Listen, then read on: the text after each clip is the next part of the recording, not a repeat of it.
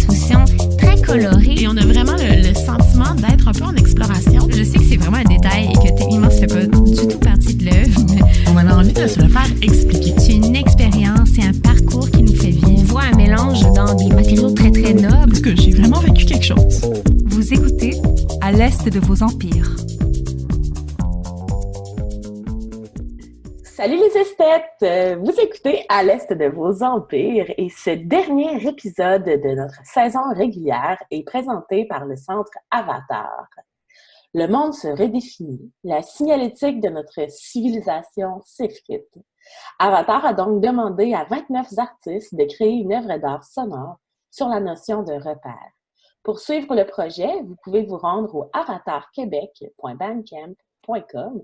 Nous allons vous partager les liens en bio, en commentaire, également sur notre page Facebook. Donc, sur ce, bonne écoute de cette émission, mais également des œuvres sonores d'Avatar. Justement, ce projet Repère avec Avatar, ça résonne bien avec notre thématique de l'épisode cette semaine, notre tout dernier épisode de la saison régulière. En fait, il va être plutôt question de repères temporels. On a notre invitée Jade Boivin qui vient animer une table ronde sur la question de l'esthétique du rationnel autour d'un texte justement intitulé Durational Aesthetics. Et on discute de tout ça avec Florence Gariepi également. Puis, par la suite, Jade, en fait, va recevoir en entrevue l'artiste Victoria Stanton pour parler de son projet Doing Nothing et de son rapport, justement, au temps, à la temporalité dans sa pratique. Sur ce, on passe en table ronde. Il est si beau de vous entendre parler.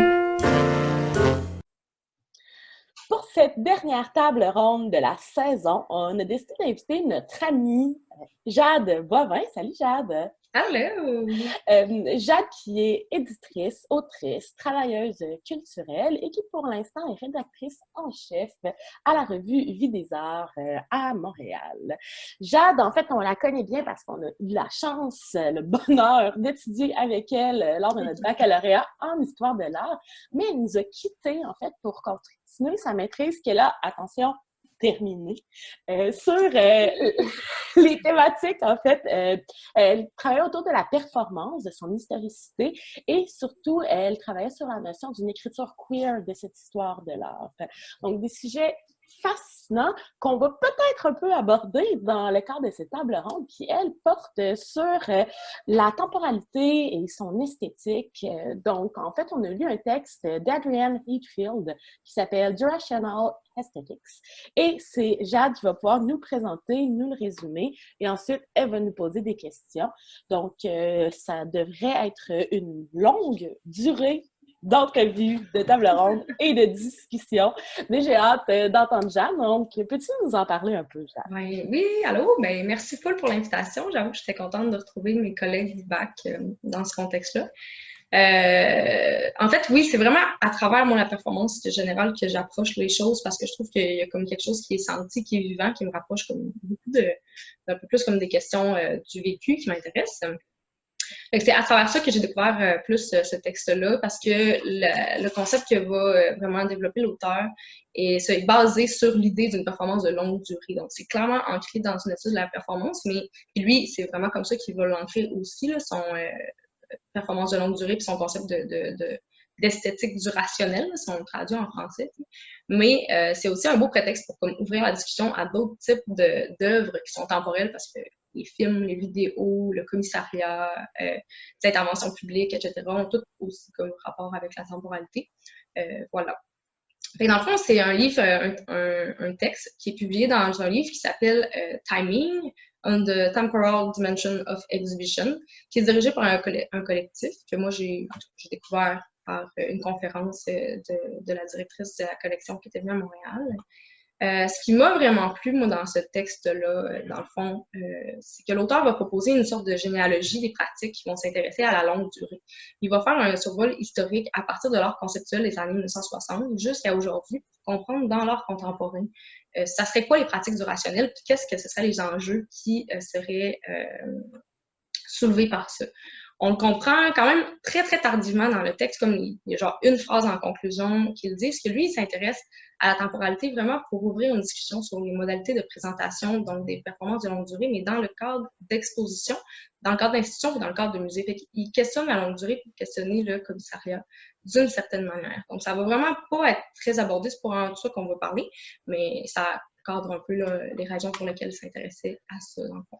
Dans le fond, lui, il va vraiment développer l'idée que l'expérience du temps est quelque chose d'affectif, qui est quelque chose de personnel, qui est aussi central, dans le fond, dans son concept d'esthétique du rationnel. La temporalité est vraiment au centre de ça, puis il va cerner des pratiques qui vont se développer dans le temps, dans l'espace, et qui privilégient un espèce de questionnement sur les significations, justement, et les limites du temps, de la temporalité. Il va utiliser le terme « durée », qui est souvent utilisé vraiment pour parler d'une œuvre d'art qui fait prendre conscience de ses propres constitutifs temporels.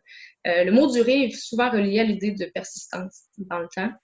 C'est séparé de l'idée d'endurance, qui a un rapport avec la temporalité, mais qui est souvent plus associée à la souffrance. Puis lui, il a inscrit la temporalité dans un autre type d'affect, mettons. Fait en considérant vraiment l'aspect très affectif, l'auteur va définir le concept d'esthétique du rationnel comme étant vraiment, là je le cite en le traduisant, là, un passage du temps qui serait ressenti dans lequel l'attention est portée vers une réforme du temps. Donc, la durée, comme une sorte de perturbation, aurait le potentiel pour questionner un sentiment de passage, de succession, de continuité et l'intégrité de chaque moment qui formerait même la structure de notre propre compréhension du temps. Pour lui, l'expérience de la durée va vraiment rendre conscient du temps, de notre pensée et des perceptions, puis des constructions sociales qui sont reliées à cette construction-là du temps. Son texte est très théorique, il va vraiment rentrer dans un aspect qui est très théorique pour finalement en arriver comme plus au cœur. Qui nous intéresse, c'est les 3 catégories d'œuvres qui vont définir les œuvres de l'esthétique du rationnel, dans le fond. Fait que je vais juste les expliquer comme très brièvement. Tu aurais la première catégorie, ce serait des performances ou des œuvres qui vont utiliser l'action de lire ou l'action d'écrire, qui implique aussi une sorte de temporalité dans le texte en lui-même. Donc, dans le fond, il y a un rythme dans ce geste-là, dans cette action-là de la lecture qui est imposée. C'est souvent des œuvres qui vont s'intéresser à la textualité, à l'organisation narrative, au poétique. Pour lui, ça pourrait inclure notamment les performances qui sont basées sur l'instruction, qui vont vraiment prendre place sur plusieurs jours, qui pourraient être successifs ou non, qui impliquent aussi un réseau de collaborateurs multiples. Les relations vivantes vont vraiment devenir un peu des manières de partager la paternité de l'œuvre dans la performance de l'instruction de l'artiste finalement. Puis la temporalité, dans ces cas, utilisée vraiment pour explorer le textuel et les limites éthiques aussi qui sont implicites à la diffusion et à l'énonciation d'une œuvre d'art. La deuxième catégorie va vraiment concerner plutôt les artistes qui proviennent, eux, de l'art corporel. Donc, des artistes qui étaient comme plus dans le body art, qui ont évolué aujourd'hui plus vers d'autres types de performances. C'est basé, c'est sûr, dans des questions du corps, dans des questions de l'identité, des questions de subjectivité. Puis dans ce type de corpus, on va s'intéresser souvent plus au sensoriel, aux significations sociales et biologiques du corps. On pourrait parler d'œuvres qui puisent dans l'intimité et aussi des œuvres qui vont puiser plus dans la fragmentation et la distorsion de l'intimité. Donc, c'est vraiment des zones du plaisir, de la violence, de la connaissance, de la physicalité, contrôle, relation. Moi, il y a un peu le type de thématique là, qui peut être développé. Puis dans ce cas-là, c'est plus des perceptions qui sont sensorielles et corporelles du temps, donc de la temporalité qui est vraiment reliée au corps. La troisième catégorie qu'il va développer, il en parle un petit peu moins dans le fond, dans son texte, là, mais c'est des œuvres qui vont vraiment explorer avec la vidéo, le film et les médias, qui sont vraiment des médiums à la base temporelle, là, déjà. Dans ce contexte-là, on va vraiment tenter de solliciter une prise de conscience chez le spectateur du temps en lui-même ou de l'action d'être attentif à travers le temps. Pour l'auteur, il est aussi important de dissocier, dans le fond, le temps qui est ressenti. Il va parler de temps qui est comme qualitatif, d'un temps qui est monitoré. C'est comme le temps de l'horloge qui est comme un temps quantitatif. Genre. Le type d'œuvre qui s'intéresse à la temporalité à travers les médias et les films vont vraiment plus confronter les conventions sociales du temps aux sensations et au flow reliés plus aux affects de la durée. Il y a comme une espèce de dialectique là, dans ça. Moi, ce que j'ai vraiment trouvé intéressant dans cette généalogie-là, c'est que son concept d'esthétique du rationnel est complètement ancré dans un contexte du capitalisme tardif, bon, le néolibéralisme dans lequel on vit, associé à ça. Puis pour lui, ça se résume vraiment à une culture de l'accélération. Donc, vers la fin des années 70, il va vraiment ancrer sur ça, parce que pour lui, il y a comme un switch à ce moment-là où que l'organisation de la temporalité, qui est sous-jacente au capitalisme, qui est comme la régulation, l'accélération finalement, vont vraiment se retrouver intégrés au milieu culturel et social en Occident. On n'y échappe pas. Puis dans ce contexte-là, finalement, on peut comprendre que les pratiques de l'esthétique temporelle sont vraiment discursives, à cause qu'elles s'opposent un peu en opposition ou en réflexion à une structure comme plus capitaliste du temps. Voilà, puis c'est sûr qu'il va aussi comme nommer que le rôle des technologies de la communication dans ça. Il va parler un peu comme de la globalisation, les réseaux mondiaux d'échange qui pour lui comme va vraiment gérer les interactions humaines dans une logique de comme, contrôle de temps, puis une espèce de télescopage ou de shrink de l'espace, dans ça. Pour lui, bien sûr, c'est aussi contre l'idée de production, qui est aussi forcée à travers le temps. C'est le fameux adage, le temps, c'est de l'argent. Voilà. Ça fait que, il revient un peu sur l'idée que le capitalisme est basé sur une contraction de l'espace, que pour relier différentes personnes à l'international, on doit faire le pont entre l'expérience du temps de différents individus qui ne partagent pas vraiment le même espace. C'est-à-dire, on va compresser aussi la vie du travail et la vie sociale dans une sorte d'espèce de simultanéité mondiale. Tout est comme un peu régulé. C'est vraiment cet aspect de la régulation temporelle et d'une organisation qui se veut être homogène du temps, qui a été aussi discuté beaucoup dans les études culturelles et philosophiques, vraiment d'un point de vue de l'expérience subjective de la temporalité. L'auteur, il va citer différents auteurs, notamment Henri Bergson, qui lui traitait de l'accélération au tournant du 19e siècle, dans lequel il allait dissocier le temps de l'horloge, qu'il appelle de clock time, qui pour lui devient très paradigmatique d'une expérience qui devient quantitative de la temporalité. L'auteur va finalement conclure que les artistes de performance, on est toujours dans la performance, là, qui utilisent la longue durée, vont vraiment mettre de l'avant l'idée que la temporalité se compose de sensations qui sont dynamiques et que ces sensations se manifestent dans la présence humaine, mais aussi qu'elles s'expérimentent de façon tout à fait hétérogène. Fait que c'est un peu contre l'idée d'une homogénéisation du temps. Puis d'un retour vers la subjectivité, finalement, de l'affectif, du senti et tout. Là. Et ce serait pour lui des artistes qui pourraient parvenir à ouvrir différentes temporalités, puis les valeurs alternatives qui seraient associées à cette autre temporalité-là, finalement, qui pourrait nous permettre d'expérimenter le temps d'une manière très différente. Il y a aussi tout un pan de son texte, là, je ne vais pas l'aborder trop parce que ça devient très, très théorique, là, qui vise à entrer en dialogue avec les interprétations qui sont faites du texte de Michael Fried, Art in Objecthood. Puis pour lui, la temporalité, il y a eu comme une espèce de tournant dans les années 70 avec la critique, il y avait une sorte de mécompréhension de la temporalité alors que les artistes commençaient à aller comme plus vers l'esthétique du rationnel, mettons, que lui, il va comme baser sur ça.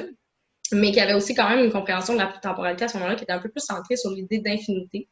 En anglais, c'est endlessness. Puis pour lui, l'infinité, c'est pas vraiment quelque chose qui aide à comprendre aujourd'hui comment est-ce qu'on comprend le temps en performance et en art. Il y avait une belle petite citation là-dessus parce qu'il disait que, je cite en traduisant, l'infinité peut être vue comme un phénomène culturellement et idéologiquement manipulé, surtout lorsqu'on considère sa relation aux technologies de la modernité et du capital, dont les enjeux résident dans le maintien mythologique de leur propre structure dans un état de permanence. On se rappelle qu'il était comme un peu à l'encontre de la productivité, la régulation et l'accélération, puis l'idée de permanence dans le capitalisme est quand même assez présent finalement. Voilà, ça c'est un peu le résumé du texte. C'est un texte qui est très dense. Moi, je le conseille aux gens qui ont envie de se plonger dans ça. Mais je trouve que ça implique comme des belles questions, finalement, qui deviennent quasiment intimes aussi, là, sur la façon dont comment est-ce que nous, on gère notre temporalité, comment est-ce qu'on peut la réguler et tout. T'sais. Puis moi, pour mon intérêt sur la temporalité, ça a été au cœur de plusieurs des enjeux qui m'intéressaient à travers les années. On dirait que c'est comme certains malaises, des fois... avec certaines théories, les théories sur l'art, la façon dont on conçoit les choses, puis finalement, moi, je m'intéresse beaucoup, à l'affect dans l'écriture, à l'affect dans l'art, à l'affect dans la construction de l'histoire de l'art aussi, à la subjectivité. Puis, à travers ça, je constate quand même un certain retour vers le matériel, vers le matérialisme, vers ces questions-là, comme on commençait à faire du sens pour moi, de comme l'objet, le concret, le vécu. etc. Aussi par rapport à des questions un peu plus personnelles, là, par rapport à l'hygiène de travail, la gestion du temps, le soin, l'anxiété, l'effet du capitalisme aussi sur les corps. Puis le temps devenait comme un peu finalement la manière de cristalliser toutes ces réflexions-là, tu sais, aussi sur la subjectivité, puis les efforts, comme les pans un peu plus queer, finalement. Là. Fait que finalement, tu sais, comme ce qui m'intéressait, moi, dans la temporalité, c'était de regrouper un peu tout ça, tu sais, la prise en compte des classes sociales, du capital, des questions économiques, mais aussi avec toutes des questions qui sont de l'ordre de l'affectif, de l'identité et de la subjectivité.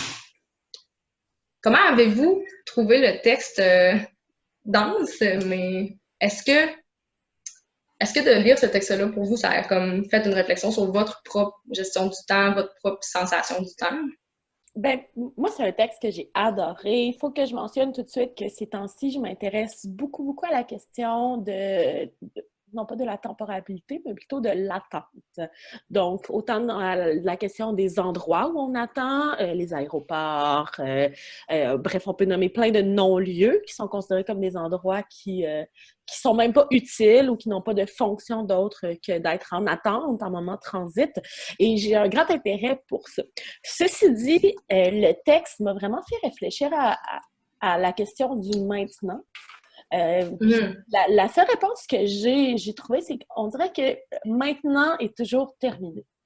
Dans la mesure où la seconde où je dis le moment présent, dès que je le nomme, il devient quelque chose du passé. Ça, c'est quelque chose qui me hante.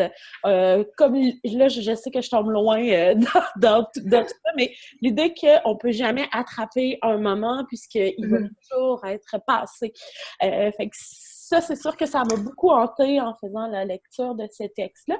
Et je voulais faire un peu une référence blague.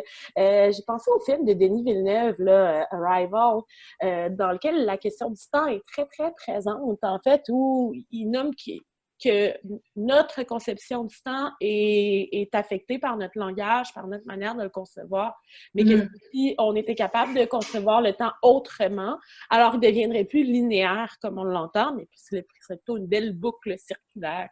Donc là, je ne veux pas aller trop en détail sur mes intérêts sci-fi, mais je trouvais que c'était une bonne petite parenthèse à faire là, par rapport à ce texte. Mais tu sais, tu parles de l'instant, puis de ce besoin-là de saisir, tu sais, comme l'expérience, ou de saisir comme la chose, comme on pourrait saisir une œuvre d'art dans un clic, tu sais, ce qui est comme finalement un peu à l'encontre de l'idée de la temporalité, qui se veut tellement quelque chose qui se vit sur le long terme, comme quelque chose qui, genre, on peut pas saisir des choses, comme tu le dis, dans l'instant, c'est automatiquement fini, tu sais, le présent est comme cette chose un peu étrange qui existe et qui existe comme pas, tu sais.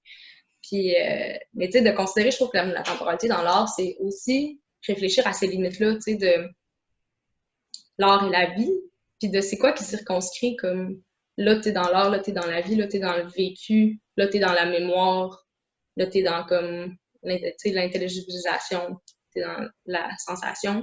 Puis il y a quelque chose dans la temporalité qui est comme, tu sais, puis je trouve, en tout cas, je sais pas c'est quoi votre vécu du confinement, mais il y a quelque chose dans le confinement qui est comme, tu sais, la temporalité est tout à fait comme mêler, tu sais, les successions de la vie de travail qui s'oriente d'un 9 à 5, la vie sociale qui s'orientait techniquement, supposément le soir, les fins de semaine, etc., devient comme complètement genre mêlée, tu sais. Puis, moi, il y a quelque chose qui m'intéresse, je pense, dans cette idée-là, qu'il n'y a plus de limite dans, une fois qu'on considère la longue durée, tu sais.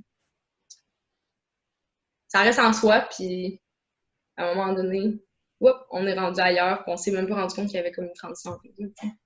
Oui, mais je voulais juste revenir sur cette idée-là du confinement, du fait que finalement, le temps et l'espace sont tellement intrinsèquement liés que je trouve que c'est devenu difficile de mesurer le rythme temporel de nos vies quand notre espace reste le même temps.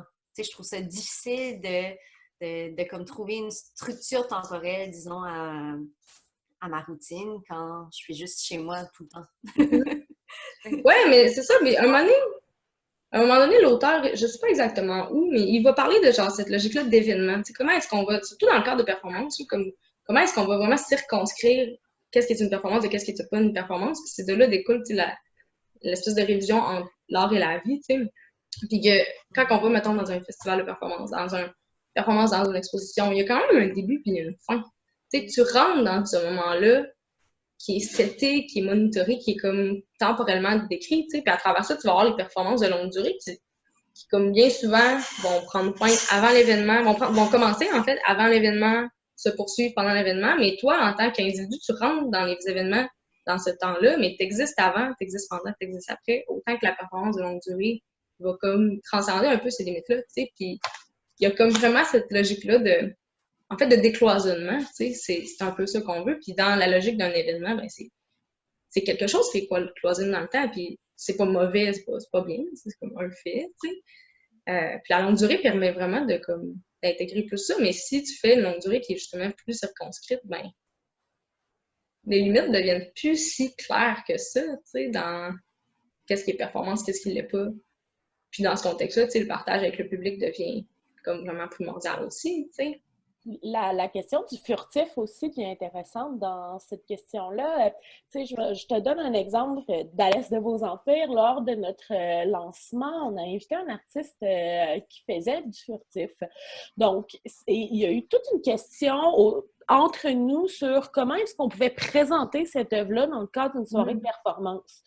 Puis les gens, on disait aux gens, on a booké 3 artistes, puis la plupart des membres du public se disaient, oui, mais où est le 3e artiste? Parce qu'il n'y avait pas une zone temporelle spécifique qui lui avait été accordée. Puis, dans la pratique de Philippe Gagnon, en fait, lui, il est arrivé à un moment donné, il est parti à un moment donné, il a fait des actions, mais la question du temps, en fait, a été très, très présente au niveau du public qui n'acceptait pas ce changement dans la trame temporelle-là, le fait de ne pas avoir un début et une fin très spécifique. Et encore là tu sais, quand les gens me reparlent de cette soirée-là, tout le monde stick sur l'idée qu'il était supposé d'avoir 3 performances, il y en a eu 2, mais il y avait quelqu'un qui faisait des actions, puis où il est allé, pourquoi vous n'avez pas présenté son travail. Fait que c'est des questions qui ouais, mais ça, c'est un peu, là. Mais c'est super difficile de se dire comment est-ce qu'on cadre des choses qui ne veulent pas être cadrables, tu sais. Mais d'une certaine manière, quand on est dans la logique d'événement, tu sais, il y a un cadre, tu cadres les choses, les gens s'attendent à ce que ça soit cadré, tu sais. En même temps, je pense que c'est furtif parce que justement, ça l'échappe un peu à ça, comme furtivement, tu sais. Comme le sable va glisser entre nos doigts, là, tu sais. En fait, ça me faisait simplement penser, je ne sais pas si vous vous rappelez, à celles qui ont eu l'occasion d'y être, là, je ne suis pas bonne dans les acrostiches, là, mais lors du Festival international d'art autochtone performance, ça faisait un mot, là, mais... La RIAPA. La RIAPA, merci. je te l'ai manqué une lettre au début. Mais il y avait eu différentes performances au cours de la soirée, mais dès le début, même, j'oserais dire, avant le début officiel, il y avait Soleil Lunière qui était en performance dans un coin de la salle et qui était là un peu en marge à travers toutes les performances, elle restait là. Puis c'est justement une performance sur la durée fixe à 99,9%. Elle maintenait une pause très tendue pendant que tout le monde performait. Donc, c'était des actes assez courts. Mais il y avait cette espèce de dichotomie entre justement ces performances qui sont bien définies dans le temps et cette autre performance-là dont on est conscient mais qu'on oublie aussi de temps à autre parce qu'on perd le fil. Oui, puis d'une certaine manière, l'artiste est en train de le faire. Elle est consciente là, de la temporalité qui se déroule, puis c'est comme quelque chose qui passe extrêmement par le corps, puis on revient quasiment à la question de l'attente, puis la question de la présence, comment est-ce que comme, tu peux habiter ce temps-là, puis comme finalement, si le public s'en rend pas compte, ça devient un temps qui est comme très, quasiment rituel, là, qui est très seul, et tout, tu sais. Mais une chose que j'aurais peut-être voulu comme orienter la discussion, là, c'est que il y a vraiment quelque chose qui est drôle là, dans la question de la temporalité parce qu'il y a comme plein de structures qui favorisent la dénaturalisation de la temporalité. T'sais. Puis la question de la temporalité est bizarre parce qu'on dirait que ça n'en est pas une, parce qu'on est comme le temps, tu sais, bon, le temps, qu'est-ce que le temps, tu sais, parce qu'on pense que c'est quelque chose qui est normal, tu sais, la gestion de nos vies. C'est comme quelque chose que j'ai beaucoup réfléchi les dernières années, c'est comme aussi par rapport à des questions plus du care, tu sais, de comme comment on habite les structures du temps, tu sais. Puis d'une certaine manière, si on se questionne pas sur ça, on a l'impression que c'est normal, on a l'impression que c'est complètement naturel, tu sais, puis l'auteur, c'est un peu à ça qu'il en appelle, tu sais, il en appelle à dénaturaliser le temps. tantôt, je parlais de... Je me suis trompée, là. On a tendance à penser que le temps est naturel, qu'il y a quelque chose qui l'a naturalisé, puis l'auteur en appelle à dénaturaliser cette perception-là corporelle, finalement, du temps, tu sais. Pour lui, il pense que les performances de longue durée ou l'esthétique du rationnel peut vraiment être un outil pour mettre de l'avant la valeur de la régulation du corps social à travers le temps, tu sais. Puis comment est-ce que, comme on peut individuellement le vivre différemment, tu sais, d'une certaine manière, ou sortir de cette régulation-là du corps, tu sais. Qui est pas si naturel que ça, tu sais. Oui, tu donnais un bon exemple tout à l'heure. Je ne sais pas qui ici pourrait aller lever juste combien de fois depuis le confinement on a oublié quel jour de la semaine on était. Là. Mm-hmm. Parce que la frontière entre la semaine de travail, la fin de semaine, tout ça, c'est un peu flou. Là. Oui, mais ça me semble juste, tu sais, la façon qu'on gère le temps, en tout cas pour moi, ça me semble pas être fité avec le rythme naturel de mon corps, mettons. Non, c'est ça. Puis on s'entend à chaque jour, malgré le confinement, le soleil se lève, le soleil se couche. Genre ça, il y a des choses qui continuent malgré tout. Mais on a tellement intériorisé ces règles-là sociales, justement, qui sont déconstruites, que ça vient un petit peu bouleverser notre habitude. Ouais, c'est ça. Mais je pense que j'aime beaucoup les structures des œuvres qui nous font prendre conscience de ça, tu sais. Puis j'apprécie aussi beaucoup de dédier un temps à quelque chose. Tu sais, quand tu es dans une exposition, tu peux entrer, tu peux sortir comme tu le veux. C'est toi qui, comme, rythme ça d'une certaine manière dans les limites de l'heure d'ouverture de l'institution, tu sais. Mais puis quand tu arrives à, tout d'un coup, une vidéo, ben là, tout d'un coup, tu t'assois puis tu prends le temps, tu sais. Tu regardes au complet puis il y a comme quelque chose qui devient... C'est quasiment apaisant pour moi là, d'être une spectatrice de ce type d'œuvre-là. Puis il y a quelque chose qui m'intéresse là-dedans parce que t'es amené dans la totalité de la chose, tu sais, dans la durée. Puis la durée a un effet sur notre corps aussi, tu sais, qui pour moi est intéressant finalement, tu sais. Ça m'a fait beaucoup penser à une œuvre qui a été présentée en 2018 à la Banque Vidéo et qui, sur le coup, n'avait pas fait un grand effet. Là. Ça ne m'avait pas particulièrement marqué. Et là, j'ai comme une réminiscence là, de ce moment, de cette exposition-là, en lisant le texte. Je dis réminiscence, mais je devrais plutôt dire une illumination. C'est comme si j'avais compris l'œuvre en retardement. Il s'agissait de James Bond Megamix de Lee Sorensen. En fait, l'artiste a tout simplement utilisé des films de James Bond, mais il a coupé les scènes où on entendait, où on voyait le héros. Donc, le personnage principal, ce qui est supposé être central, en fait, à cette trame narrative vidéo-là, a été comme exclu et on avait des courts vidéos, là, je pense qu'au total, ça fait peut-être 7 minutes de gens moins intéressants ou de gens en attente de ce héros-là, finalement. Et il les a comme démultipliés. Il y avait plusieurs vidéos qui jouaient en même temps. Et sur le coup, j'ai écouté ça. J'ai trouvé ça correct comme travail, mais ça ne m'a pas frappé. Et là, maintenant, je trouve que ça répond beaucoup à notre conception du temps qui doit être rentable, qui doit être le temps comme une commodité, en fait, comme étant un objet de rentabilisation, une monnaie d'échange. Le temps, c'est de l'argent. Ben, pour moi, cette œuvre-là montre ça un peu que on ne peut pas se permettre d'avoir trop d'espace où le héros, le sujet principal n'est pas mis de l'avant parce que, justement, les gens sont là pour voir les scènes du héros. Et que ça, je trouvais que c'est un bon exemple de la notion de vidéo dans un monde capitaliste où le temps, eh bien, c'est une commodité. C'est drôle, on dirait que dans le fond, il y a comme un certain temps qui est donné au héros, puis il y a un certain temps qui est donné aux autres choses accessoires qui mettent en face sur le héros, puis les choses accessoires, les interstices, finalement, n'ont pas de valeur, comme à proprement parler.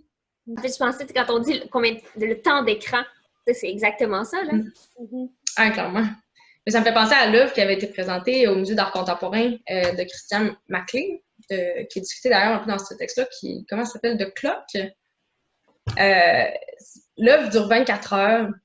C'est une vidéo, puis il va toujours comme spotter les horloges ou des éléments temporels dans plein d'éléments filmiques qu'il a pris dans des films ou dans des trucs culturels, tu sais. Des productions culturelles. Puis là, tout d'un coup, on voit toujours en temps réel, c'est synqué avec l'heure réelle de l'exposition, tu sais, puis on voit toujours comme l'heure apparaître, c'est quelque chose qui est extrêmement méditatif dans ça, parce que l'heure, mettons, je sais pas, là, il est 18h23, le 18h23 va flasher, après ça, le 18h24 va flasher, mais toujours dans des moments interstitiels, tu sais. Il va jamais mettre le focus sur le héros, c'est toujours des moments comme un peu random, justement, de l'interstice, qui est comme quasiment, en fait, c'est exactement ce que tu décrivais, Sylvia, tu sais. Puis il y a quelque chose d'intéressant, je trouve, là-dedans de c'est quoi la valeur des interstices finalement, tu sais, dans l'emphase que tu mets temporellement, l'attention que tu mets temporellement sur ces choses-là qui, dans la production, la régulation, l'accélération, en ont pas de valeur, tu sais. Mais c'est drôle en fait que seconde pour seconde, le temps n'a pas la même valeur selon qui l'utilise ou. Ouais. C'est cette notion-là, en fait, puis j'ai de la misère à le mettre en mots. Je citerais Bergson pardon, à ce sujet-là, qui disait qu'il n'y a pas de mots, il n'y a pas de pensée pour décrire le temps, parce que c'est une expérience en soi qui conjugue des sensations, des émotions, puis une préhension. Puis donc, c'est tellement difficile de mettre des mots sur la chose, outre que quantité n'égale pas qualité. Donc, je sais pas, je suis en train de pas faire ma job et de vous lancer sur une nouvelle question. Non, mais je trouve que c'est intéressant parce que, tu sais, il y a comme... Pour moi, comment je le vois, il y a vraiment une question que c'est le senti, c'est le corps, c'est l'expérience, on parle de phénoménologie, on parle de subjectivité, etc. Tu sais, puis il y a ce temps-là qui existe en nous, qui est très personnel, tu sais, on ne vit pas de la même façon, mais il y a le temps de l'horloge qui vise à synchroniser tout le monde, on vise, tu sais, à rendre ça homogène. Puis j'avais comme envie de bifurquer la discussion sur un texte comme plus de temporalité queer de l'auteur Jack Halberstam, que finalement, je vais essayer d'y aller brièvement, mais tu sais, dans son idée, c'est que le temps est géré aussi selon une vision comme hétéronormative de la société. Tu sais, il y a le temps du travail, il y a le temps de la famille, il y a le temps des loisirs, tout ça, comme répond un peu à peu près comme au travail. Tu sais, le temps des vacances, c'est aussi quelque chose qui est régulé pour faire maintenir le travail. Tu sais. Il y a comme toute cette temporalité qui s'imbrique, puis finalement, genre, comme ça laisse peu de place à la marge, tu sais, aux modes de vie comme marginaux, là, qui ne rentrent pas dans ça, qui vont se passer comme plus le soir, ou des gens qui ont moins ce type d'horaire-là comme très précis avec le travail, tu sais. Puis quand on parle de comme... Lui, il va définir la temporalité queer comme étant un peu les zones de marge, tu sais, dans lesquelles, bon, par exemple, on va avoir le temps de la nuit, c'est le temps des discothèques, c'est le temps de la sexualité, le jour, c'est le temps de la famille, tu sais, tout est rentré dans la logique de genre, on fait la poursuite dans le temps, la pérennité entre les générations, dans le maintien de l'hétéronormativité, tu sais, dans le dispositif de la famille, tu sais.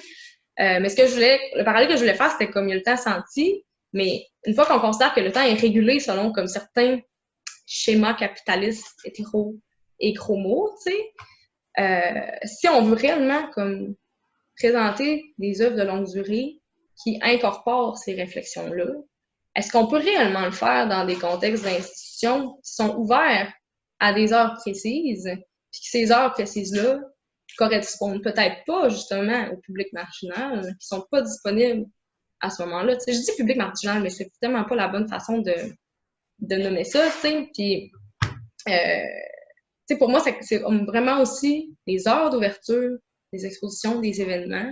Comment est-ce qu'elles sont réellement accessibles face au public que tu veux viser si on considère que tu fites ou pas dans la temporalité, tu sais. Puis qu'est-ce que ça veut dire de pas fitter dans la temporalité, finalement, tu sais, de cette régulation-là, tu sais.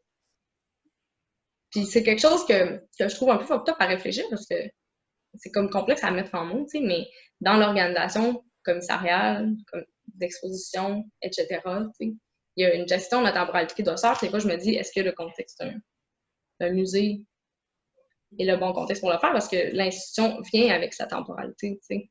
Je sais pas si vous, dans vos projets, vous aviez comme déjà réfléchi cette intégration temporelle-là par rapport à la question d'accessibilité des publics. C'est des bonnes questions. Moi, je travaille à Manifta sur la Biennale, puis c'est sûr que c'est des questions qui nous habitent parce que, quand on parle d'une biennale, c'est un événement temporaire avec son calendrier fixé, avec ses publics qui sont un peu prédéterminés. C'est sûr que si on parle d'art public, là, c'est de l'art qui est disponible à l'extérieur en tout temps, mais c'est sûr qu'ensuite, l'accessibilité aux expositions va être 100% corollaire aux heures d'ouverture des lieux des lieux intérieurs dans lesquels on expose. Puis, c'est drôle parce il y a aussi la question comme l'indice de visibilité. Si on a un événement qui dure 9 semaines, par exemple, on essaie de pouvoir diffuser des projets qui vont être présents pendant toute la durée, même si ça va un peu à l'encontre, en fait, de plusieurs pratiques qui n'opèrent pas du tout de cette manière-là. Puis, on avait dans le texte, un des premiers exemples qui est noté de l'esthétique du rationnel, c'est la pratique de Onkawara. Puis, justement, Onkawara a fait partie de la dernière édition de la Biennale. Puis ça posait quand même un grand défi. Je vous dirais que c'était assez audacieux, je pense, pour la Biennale, de présenter pour la première fois un projet de cette nature-là. C'était les date paintings de Onkawara, donc un artiste qui, pendant 50 ans, a réalisé des tableaux très conceptuels, en fait, sur lesquels il inscrivait la date de la journée pendant laquelle il a réalisé le tableau. Puis, c'est ça, la série des date paintings s'est étendue dans la très longue durée, sur 50 ans de vie. Puis, le projet que nous, on a présenté, en fait, c'est une série de 7 tableaux qui, j'ai oublié de quelle année ça datait, mais...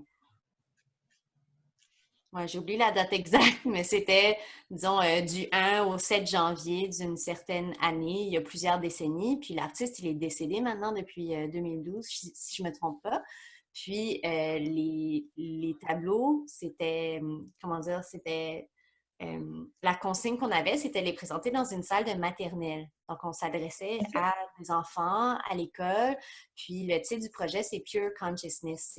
Ça a été présenté un peu partout dans le monde entier, dans plusieurs écoles maternelles. Puis, cette idée de pure conscience par rapport au temps ou à l'expérience du temps en dialogue avec des enfants qui étaient présents près des œuvres, qui n'étaient pas du tout conscients, en fait, qu'il s'agissait d'œuvres d'art. Ça, c'était pas important, en fait, mais c'était plutôt cette idée de cohabitation entre l'expérience phénoménologique d'un temps très calendaire qui avait été marqué par l'artiste à l'époque versus l'expérience du temps des enfants des enfants de 5 ans qui, eux, sont peut-être pas encore régulés par ces systèmes de régulation du temps.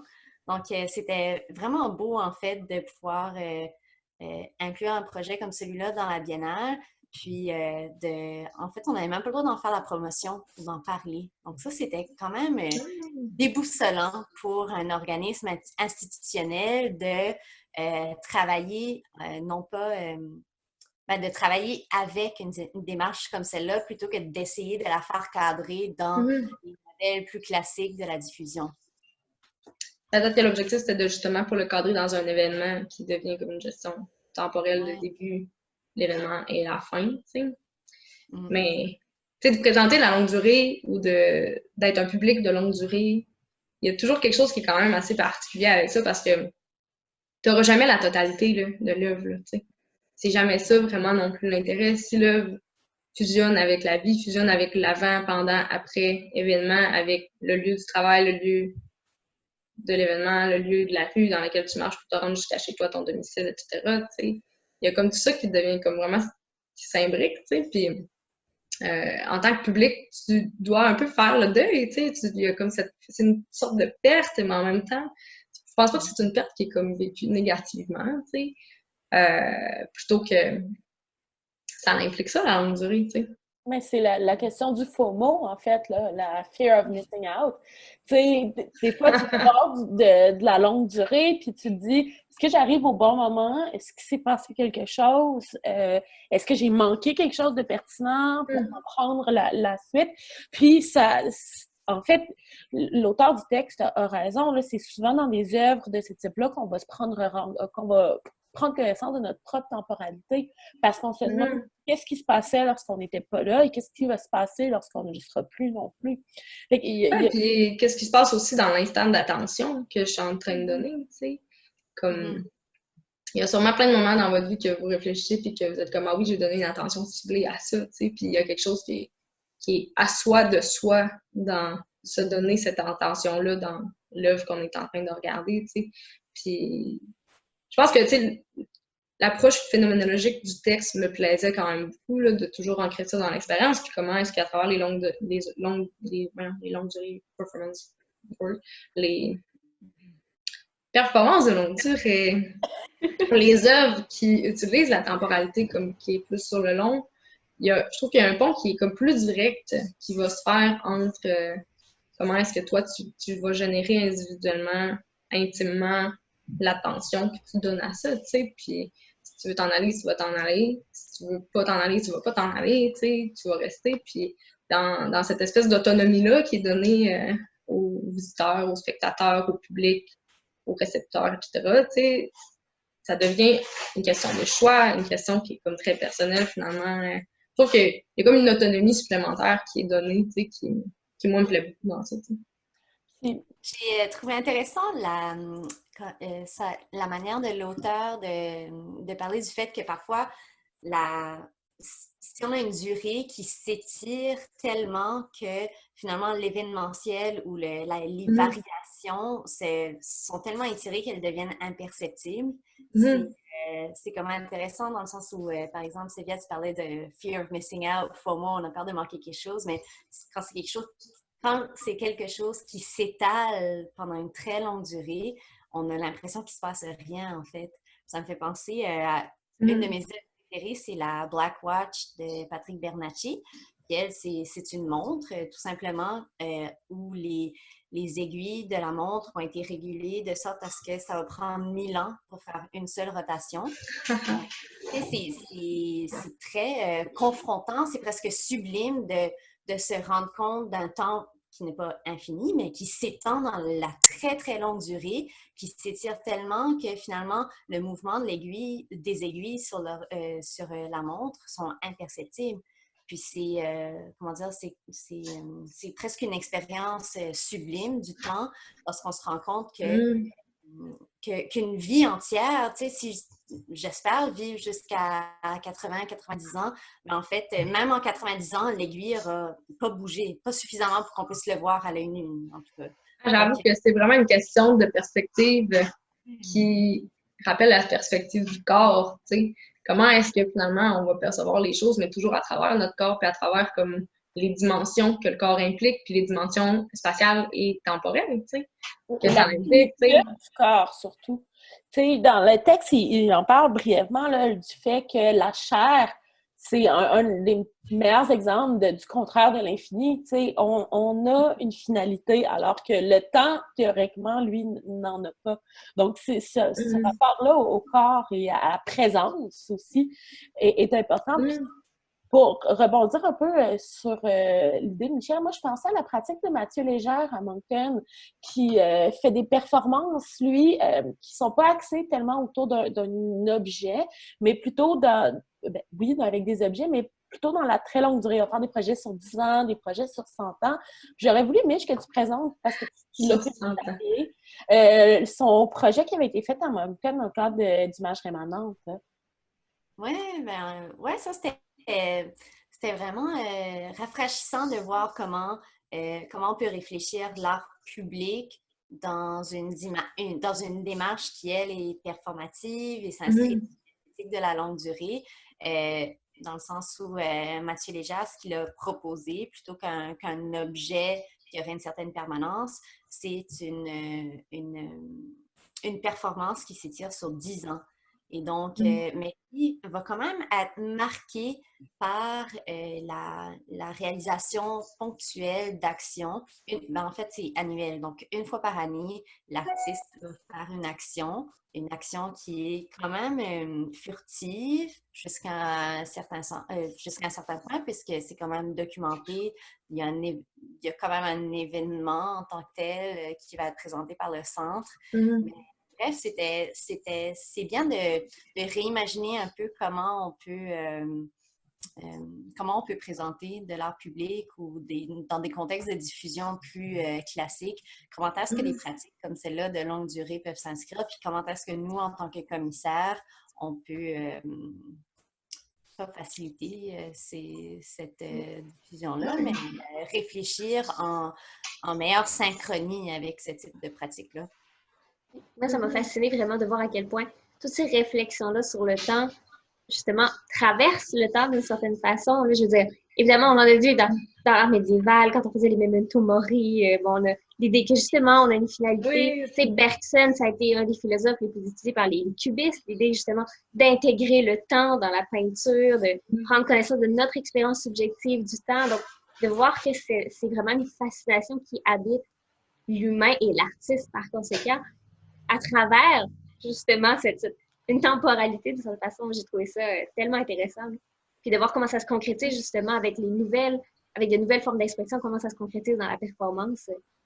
Ouais, puis, tu sais, pour revenir un peu aux questions du care puis du soin de soi, pour moi, il y a quelque chose qui est très, très imbriqué avec la temporalité, tu sais, de comme se laisser le temps de revenir au rythme naturel de notre corps, tu sais, puis il y a des besoins qui sont implicites dans ce temps-là, tu sais. Mais je serais intéressée à comme lire un peu plus sur justement l'histoire de la régulation de la temporalité, parce que, tu sais, quand on parle de production, de globalisation, puis de régulation, d'accélération, ben ça vient avec la globalisation puis l'industrialisation, tu sais. Puis je suis vraiment pas une spécialiste du temps avant ça, mais je me demande comme c'était quoi, tu sais, finalement, comme l'espèce de temporalité inhérente au schéma social, tu sais. Puis aujourd'hui, les technologies participent aussi là, comme une régulation de la temporalité. On regarde les choses hyper rapidement. On est comme dans une espèce de contexte de consommation culturelle qui est comme en quantité, là, tu sais, juste les informations qu'on a sur Internet, à profusion, tu sais, techniquement, tu pourrais pas, si tu pourrais tout consommer, il faut que tu passes comme 2 secondes sur chaque, tu sais. On dirait qu'on n'est plus dans cette culture-là de l'attention ciblée, puis pour moi, ça a un effet sur le corps qui est extrêmement stressant, tu sais. Puis je trouve que comme avec les questions du care qui reviennent beaucoup, tu sais, l'écologie aussi, tu sais, qui est très reliée à ça, là, de comment est-ce qu'on peut revenir vers la lenteur, comment est-ce qu'on peut revenir vers la décroissance, comment est-ce qu'on peut revenir vers l'attention qui est plus ciblée, tu sais. Puis d'une certaine manière, c'est comme si... Moi, probablement quelque chose qui me rejoint beaucoup, c'est les œuvres qui prennent conscience, c'est que ça devient comme une éthique personnelle, tu sais. Ça devient une éthique à soi de soi. C'est comme mon expression préférée aujourd'hui, tu sais. À soi de soi, mais qu'on se donne pour cultiver l'attention, tu sais, puis cultiver la qualité qui vient dans ça, tu sais, puis...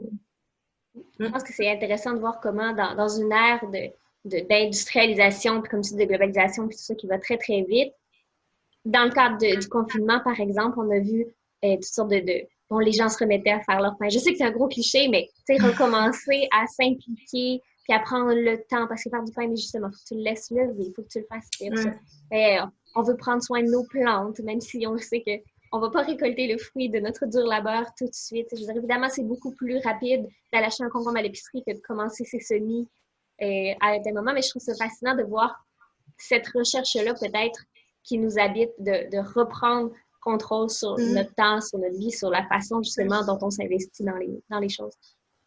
Ouais, mais vraiment, je sais pas, je trouve que c'est des questions qui comme vont dans l'art, vont dans la performance, mais qui intègrent complètement la vie, qui intègrent comme des questions qui sont super intéressantes finalement, tu sais, sur les conditions matérielles aussi de la vie, puis le système qui force ces conditions-là matérielles-là. Puis je trouve que comme, tu sais, je l'ai expliqué un peu rapidement au début, mais moi, cette idée-là de qu'à travers la temporalité, on peut penser l'oppression de classe par rapport à des gens qui ont le luxe de moins travailler, il y en a qui n'ont pas le luxe de moins travailler, tu sais, le temps devient comme une espèce de luxe, on n'en a plus de temps, là, tu sais, puis je trouve que comme étant aussi flou que ça peut l'avoir l'air, la temporalité est quelque chose qui comme devient finalement extrêmement ancré avec la culture matérielle, l'économie, puis les oppressions de classe, tu sais. Puis voilà, c'est comme, je pense que c'est la piste de réflexion que j'aurais comme envie d'ouvrir, comme peut-être pour clore ça, tu sais, je sais pas, cultiver l'attention, personnellement, tu sais, mais soyons aussi conscients de quand on offre des choses au public dans l'accessibilité, ben il faut le faire en considérant les conditions matérielles qui, eux, chacun offre des conditions comme temporelles qui leur est propre, tu sais. Jade, tu parlais un peu plus tôt de ces horaires, en fait, que les musées, les espaces culturels permettent, mais aussi limitent, dans la mesure où certaines personnes, certains individus ne vont pas nécessairement entrer parfaitement dans cette temporalité-là. Et j'aurais envie de peut-être mentionner que pendant cette pandémie-là, mais aussi avant, il y a de plus en plus d'initiatives qui sont non pas atemporel, mais qui peut être consommé en tout temps. C'est le cas notamment des musées en ligne, c'est le cas de notre émission, c'est le cas des podcasts, c'est le cas de plusieurs expositions, en fait, ainsi que l'art public, qui ont transcendé cette idée de classe, en fait, et de moments spécifiques pour consommer les œuvres. Donc, j'aurais envie, en fait, là, de vous laisser sur cette notion-là de qu'est-ce qu'on peut faire pour rendre l'art plus temporellement accessible. Et je la laisse au public sur ce. Merci beaucoup, Jade, pour ton temps. Merci beaucoup de nous l'accorder en qualité et en quantité également. Et on reste avec toi parce que tu vas avoir l'honneur de passer du temps, encore une fois, avec l'artiste Victoria Stanton. Oui, absolument. Ben, merci à vous tous pour ce temps.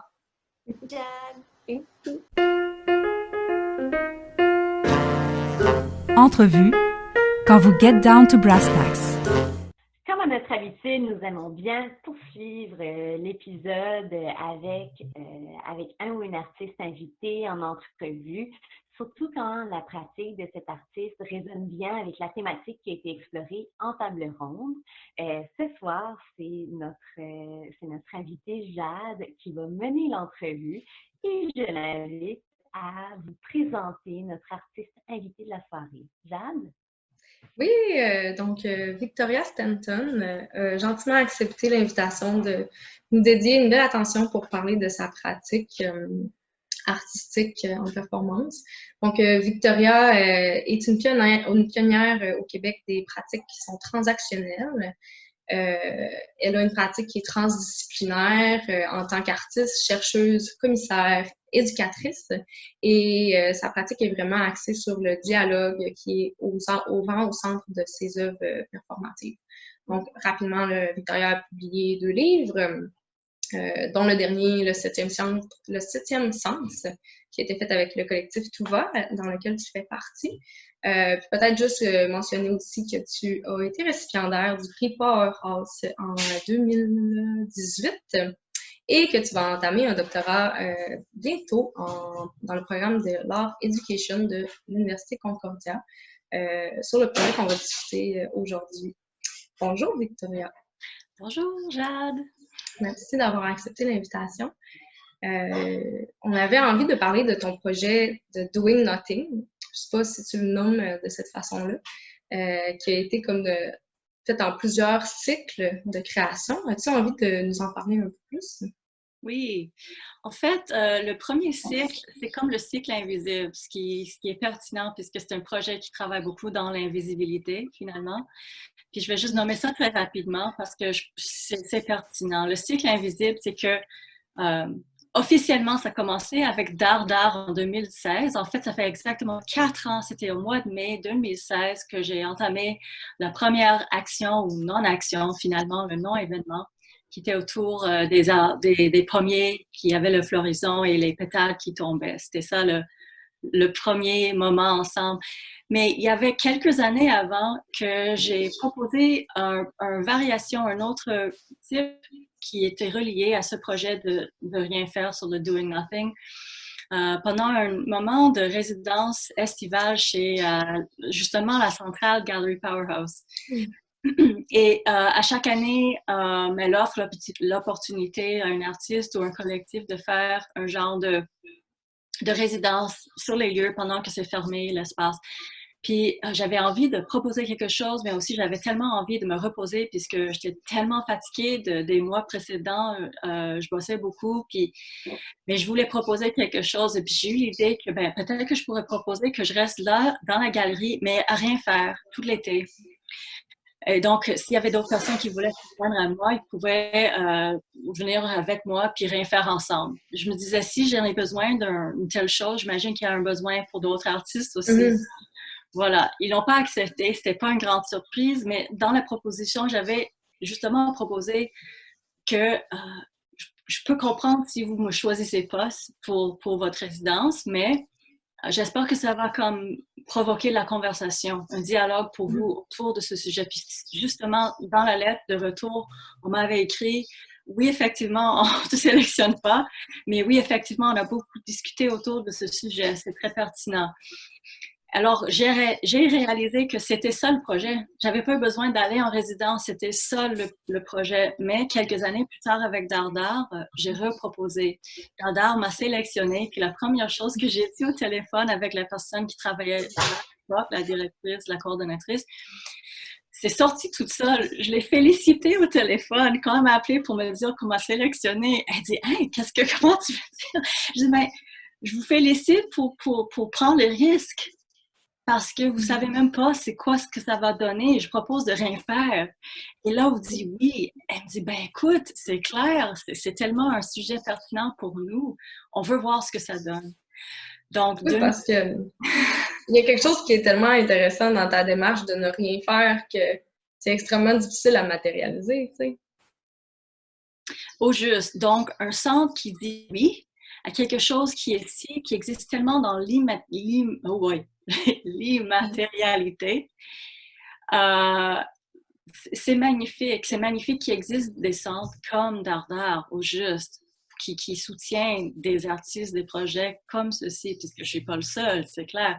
Et par la suite, j'ai vu que j'ai proposé à eux, parce que chez Dardar, normalement, c'est des projets qui vont se passer sur une période de 2, 3, 4 mois, peut-être 5 mois.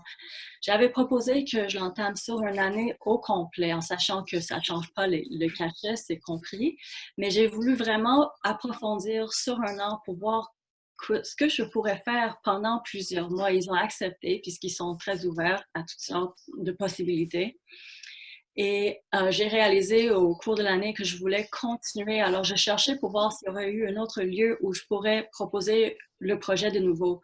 Puis l'année d'après, c'est-à-dire 2017-18, l'Université McGill, dans leur programme d'éducation, ils ont un projet de résidence, 2 artistes en résidence à chaque année qui travaillent avec le département de Education et les étudiants. Donc, j'ai pu continuer le projet l'année d'après pour un autre cycle. Et j'ai réalisé aussi bien, je le savais avant, que c'est un projet qui me suit maintenant.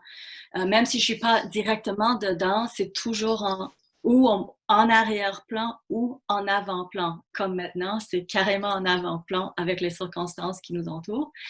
Donc, voilà, j'ai comme eu l'idée que je vais continuer et peut-être que je vais trouver un autre lieu, un lieu d'accueil, si on veut dire ça de même. Puis, effectivement, le prochain volet pour vraiment approfondir, c'est le projet du doctorat.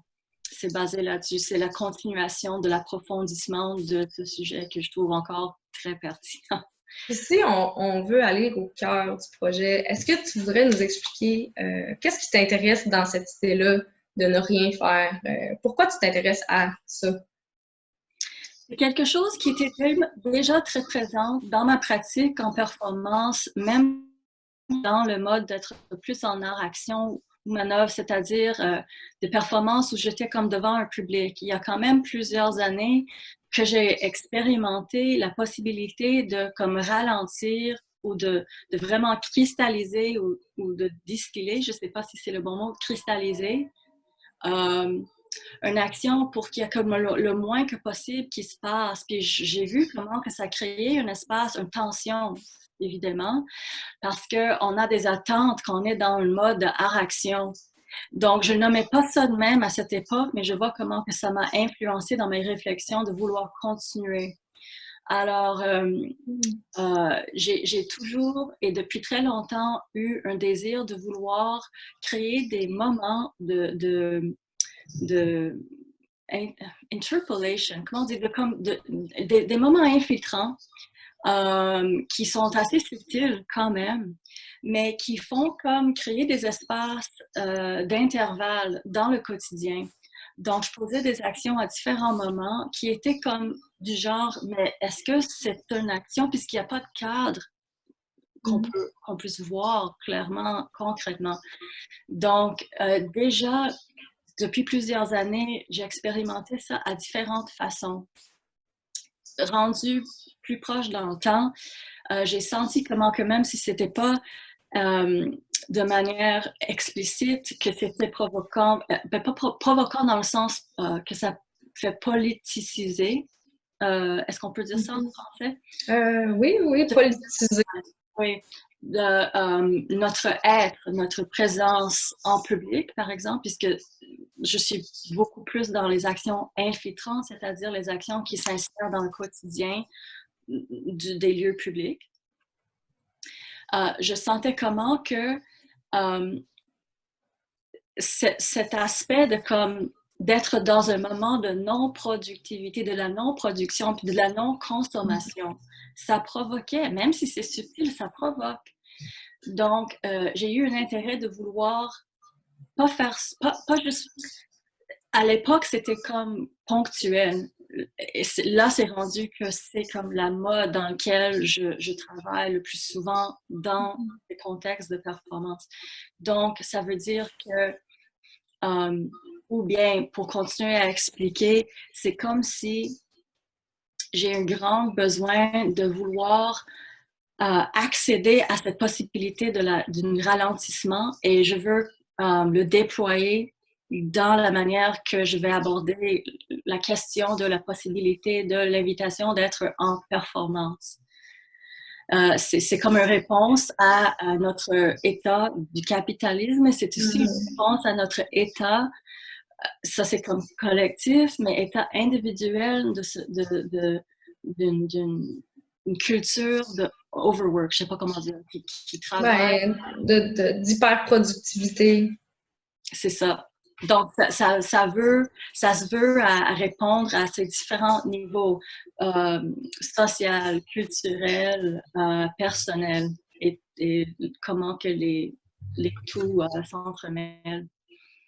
D'une certaine manière, ce que j'en comprends, c'est que c'est aussi très basé dans une espèce d'éthique du soin, finalement, tu sais, envers soi-même. Puis je sais, on en a parlé plus tôt aujourd'hui, entre toi et moi, que c'est aussi très ancré dans ton approche pédagogique, tu sais, de l'art. Comment est-ce que ces questions-là comme infiltrent l'enseignement que tu vas donner, puis comment l'enseignement fait aussi finalement partie de tes performances et de ta pratique directement. Oui. Oui, justement, j'ai réalisé à un certain moment que la manière qu'on a amené les exercices performatifs à l'intérieur des workshops ou dans la salle de classe, ça ressemblait beaucoup à ce qui se passait ou ce qui se passe dans le contexte de mes actions performatives. Donc, à un certain moment, j'ai réalisé que dans tous ces cas, que ce soit dans la salle de classe ou en workshop ou en performance, la manière que moi j'aborde la performance, c'est toujours des cas de co-création. Alors, à un certain point, je m'intéressais, donc c'est un des buts, c'est un des points de recherche pour le doctorat, justement, de voir comment que je peux essayer au moins, je sais pas si c'est pas un système parfait, c'est clair, mais c'est au moins de voir s'il y a une manière de comme enlever le hiérarchie entre c'est ça la performance ou c'est ça la salle de classe, puis tu sais la salle de classe c'est pas aussi important, c'est important pour la pédagogie, pour l'éducation, mais est-ce que ça peut être aussi des moments aussi interpellants, des choses, des étincelles qui peuvent arriver dans ce contexte qui ressemble finalement à ce qui se passe dans les contextes de la création qui est plus comme officielle, si on peut dire ça comme ça, institutionnalisée, officielle, comme je suis engagée comme artiste pour. Donc, je veux vraiment voir c'est quoi les possibilités à unifier ou à voir comment les deux peuvent coexister dans ces types de co-création, dans sa manière d'être ensemble, finalement, et être ensemble dans les différents types de contextes, dans les différents cadres, je peux dire ça comme ça, le cadre de l'université ou le cadre de l'événement. Puis peut-être finalement d'enlever les barrières qui vont vraiment circonscrire ces cadres-là, finalement, pour les rendre un peu plus intégrés dans la logique du quotidien. Tu sais. Exactement. Et de voir s'il y a comme un genre de porosité entre les différents modes et contextes. Mais c'est intéressant, ça veut dire que c'est extrêmement ancré dans comment tu habites le présent, le quotidien, quasiment la banalité là, de la vie quotidienne. Tu sais. Puis, en ce moment, tu fais qu'est-ce que tu considères être le 3e cycle du Doing Nothing dans le contexte de la pandémie, puis qui accueille un peu ça. Tu sais, maintenant, tout le monde réfléchit sur ne rien faire aussi, qui est un beau prétexte. Tu sais, mais comment, dans ce contexte-là particulier de la maison, de la domesticité, du cadre plus intime, du quotidien, tu sais.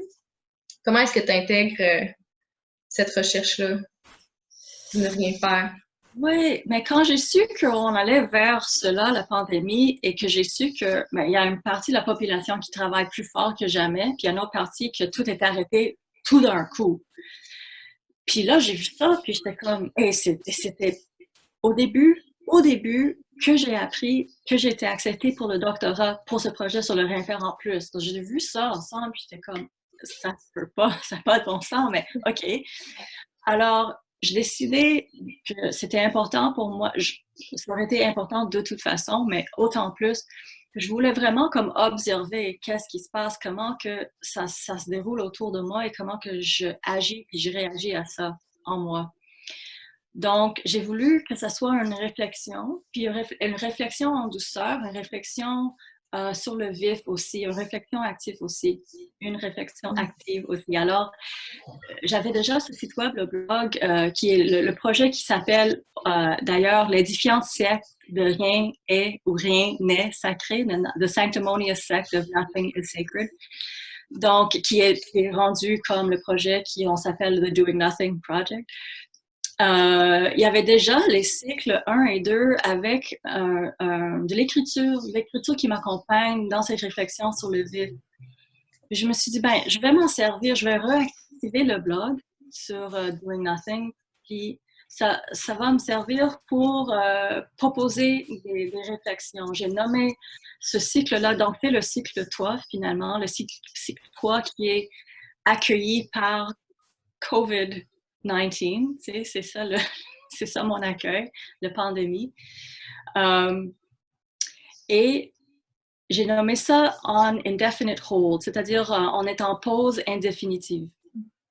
Et en pause maintenant, là j'ai su comment que c'est un intervalle, maudit, c'est un méchant intervalle dans lequel nous sommes en train de vivre. On est dans une période de transition. On ne sait pas pendant combien, en parlant de la longue durée, on ne sait pas pendant combien de temps. Et tout le monde est là-dedans. Et ça, c'est tellement un sujet important pour moi dans ma pratique, l'intervalle in-between, puisque c'est là qu'il y a tout ce qui se passe dans l'invisible, puis on est dans un moment que tout se passe dans l'invisible. C'est pour ça aussi que ça crée des angoisses, puis on n'est pas capable de mettre le doigt là-dessus. Donc, je me suis dit, c'est une bonne occasion pour réfléchir et pour écrire là-dessus. Alors, veux pas, c'est pas une décision que j'ai prise au départ, mais je suis toujours en train de revenir à cette notion de l'intervalle et comment que l'intervalle se présente de différentes manières maintenant. Et qu'est-ce que ça fait, comment nous agissons, comment moi j'agis à l'intérieur de cet intervalle, puis je donne des cas, des exemples dans ma vie à moi, dans les interactions que j'ai vécues. Par exemple, j'enseignais cette session à Concordia, puis on a terminé en ligne, comme tout le monde. Et on était pour organiser ça très rapidement. Puis très rapidement, une des choses qui est arrivée, comme je vous avais sûrement déjà entendu, on est dans les domiciles à chaque personne, on est dans l'intimité de chaque personne à l'instant qu'on rentre dans le Zoom. Donc, avec mes étudiants, c'était pareil. Et j'ai su comment que le ton de nos conversations, que ce soit en gang ou que ce soit un par un, moi et l'étudiant, c'était beaucoup plus informel. On était toujours sur le sujet de la performance, le sujet de notre cours, mais il y avait un aspect informel qui est embarqué très rapidement. Puis cet informel nous suit maintenant à différentes manières. Et je trouve ça fascinant. Et c'est à cause, je me demandais, la permission qui est donnée à cause de ce moment d'intervalle. Donc, c'est ça, je l'explore sur différents registres.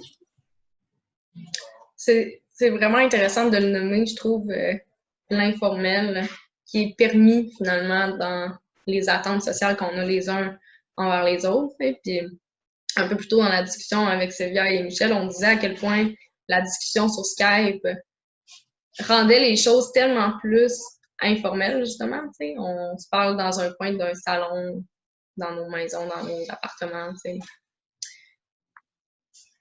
Puis comment, dans ce contexte-là, est-ce que tu vas gérer le dialogue? Il y a comme une bonne partie de ton travail qui est comme géré dans le dialogue. Là, tu dis que le dialogue se transforme vers l'informel. Est-ce qu'en ce moment, tu essaies de moins réfléchir sur cette question-là, vu qu'on est plus dans une isolation, ou c'est quelque chose qui habite encore? Puis comment est-ce que ça l'habite, finalement, le projet de Doing Nothing?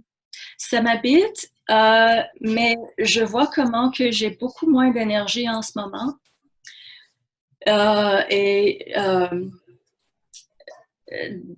Oui, voilà, je peux dire ça comme ça. Alors, ce que j'en ai eu besoin quand même de créer un contexte pour un échange, pour un genre d'échange. Alors, j'ai mis ça sur mon Facebook, puis donc encore informel, à ce que les gens, puisque je regarde par l'extérieur, j'ai un balcon devant chez nous et c'est assez grand pour pouvoir rencontrer le monde en vraie vie et que nous sommes à la distance acceptable pour se protéger. Donc, j'ai lancé ça en disant, ça fait partie de mon Doing Nothing Project, que si quelqu'un voulait, une personne à la fois, bien sûr, venir, qui habite assez proche pour pouvoir venir d'une manière sécuritaire, à pied ou en vélo, qu'on pourrait s'asseoir ensemble. Et si on voulait en parler, on peut parler. Et s'il y a un sujet en particulier, on l'aborde. Et donc, ça, c'est la continuité de plusieurs projets que j'ai déjà fait dans différents contextes. Et souvent, quand je me promenais à l'extérieur, c'est une manière de rencontrer un nouveau lieu en rencontrant des nouvelles personnes qui me faisaient promener. Et là, c'est rendu que c'est chez moi, mais c'est dans encore cet espace intervalle, c'est au seuil. On est dedans, mais on est dehors. On est dehors, mais on est devant ma maison, mais on rentre pas dans la maison. Donc, ça aborde aussi tous ces flous, ces espaces flous. Et à date, j'ai eu 4 rencontres, j'aurai d'autres. J'y vais tranquillement, je vais très doucement avec. Puis, j'ai aucune idée qu'est-ce que je vais faire avec cette information que je suis en train de ramasser. Pour l'instant, le projet est simplement ceci, on se rencontre. Puis je vais voir si je fais de quoi avec par la suite. C'est certain que, comme ceci, avec tous mes projets, avec tous les aspects de mes projets, je vais éventuellement écrire là-dessus, que ce soit juste pour moi ou que ce soit pour la publication éventuelle, je ne sais pas. Mais comme avec tous les projets, comme on parlait tantôt, Jade, aujourd'hui, si c'est ma manière de rendre concret et visible ce qui se passe dans l'invisible, c'est par le biais de l'écriture. Et dans le dialogue, si c'est pas enregistré, on est là, puis ça n'existe plus, comme la performance. Donc, je vais voir comment, et si j'ai un besoin de faire vivre le projet par la suite de ces rencontres-là, j'ai pas pris de décision, je me sens pas pressée pour prendre la décision. Mais c'est une manière aussi d'aborder le moment, un besoin de voir les gens en vraie vie. Et une façon de continuer à travailler de la même manière que je travaille dans quasiment tous mes projets à cette heure, en ce moment. Mais je trouve qu'il y a vraiment une belle réflexion autour de justement l'improductivité, tu sais, puis le contre-productif à un certain point, puis tu abordes aussi d'une certaine manière avec l'intervalle cette idée-là de l'échec, tu sais, il y a quelque chose qu'on ne va jamais vraiment matérialiser, puis il y a quelque chose qu'on ne va jamais vraiment comme rendre comme un objet, tu sais, puis tu dis que l'écriture devient une façon de rendre visibles les choses, mais d'une certaine manière, l'écriture est une forme de communication aussi, tu sais, ça rentre énormément dans la logique d'un dialogue, mais je pense que j'aurais aimé ça qu'on s'aime plus sur l'idée de l'échec. Il y a quelque chose que je trouve qui est vraiment super une fois qu'on abandonne la pression de ne pas être productif, puis qu'on embrasse l'échec dans son potentiel qui est comme presque performatif, tu sais. C'est quoi la place que ça prend dans cette réflexion-là? J'ai déjà écrit là-dessus, justement, et dans le livre Avec tout va, le 7e sens, l'introduction à ma partie dans ce livre-là, c'est que je parle d'un échec fantastique en performance que j'ai réalisé et que c'est un point tournant pour moi dans mon pratique de comment l'échec en soi crée un espace d'intervalle. en performance, c'est-à-dire performance, comme sur scène, l'échec, ça crée un moment que tout le monde, il y a comme une suspension dans le temps. Et tout le monde est sur le même plan. Puis ça ouvre un espace. C'est formidable. Puisque là, on a des choix. On peut entrer carrément dans cet échec ou on peut pédaler, l'inverse, ou il y a toutes sortes de possibilités, mais c'est ce moment-là qui est tellement riche pour moi parce qu'on est dans un performatif à pu finir. C'est le performatif pur. C'est une drôle façon de le dire, puisqu'on est dans la spontanéité de c'est quoi qui va arriver prochainement.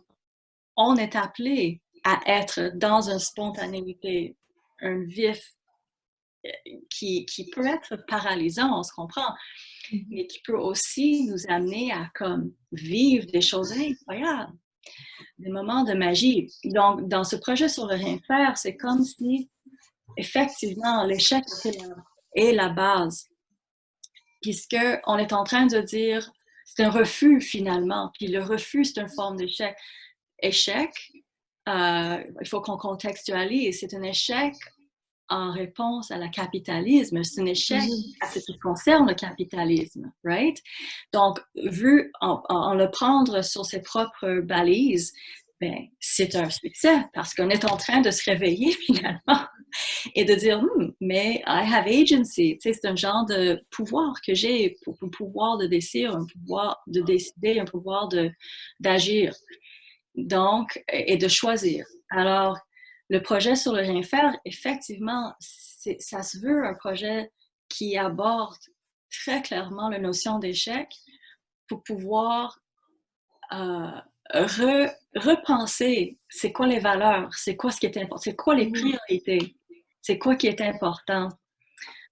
Je peux parler pendant des heures sur ce point-là. Je pense que je vais arrêter. Mais je trouve que c'est un sujet qui est extrêmement intéressant et qu'on peut tellement relier justement avec comment est-ce qu'on peut penser un après le capitalisme, tu sais, quel type de corps on habite, quel type de temporalité on va habiter dans ce type de contexte-là. Tu sais, si c'est pas le type de temporalité qui nous permet de ralentir, de revenir vers soi et de rentrer en dialogue improductif, tu sais, il me semble que ça, c'est quelque chose qui est super à cultiver, tu sais, que je trouve dans tous les cas très, très riche dans la pratique que tu mènes avec le Doing Nothing. On a très hâte de voir la suite du projet. On n'a pas hâte que ton interstice du moment finisse parce qu'il y a des belles zones de potentiel à explorer, mais il va se finir, j'imagine, à la fin de la pandémie. Puis là, tu vas voguer vers la suite. Ben, merci beaucoup, Victoria. Merci aussi à Jade de s'être joint à nous pour cette émission, cette dernière émission de la saison régulière d'À l'Est de vos empires. Donc, on vous laisse avoir le temps de faire absolument rien. On vous laisse le temps de lire les propositions qu'on vous a faites et on vous laisse surtout le temps de découvrir la pratique de Victoria Stanton via nos réseaux sociaux. On va vous partager son site web ainsi que son travail dans le courant de la semaine. Merci beaucoup les esthètes. L'équipe de production souhaite remercier le Centre Avatar, ses partenaires et collaborateurs, ainsi que les chroniqueurs et chroniqueuses ayant participé à cette émission. Cette balado-diffusion est réalisée grâce au soutien de la mesure d'aide Première Ovation de la Ville de Québec et du gouvernement du Québec. Mais pour vous dire, oui, que le soleil se couche, oui, chaque jour de nos vies, à l'est de vos empires. Let's have bizarre celebrations. Let's forget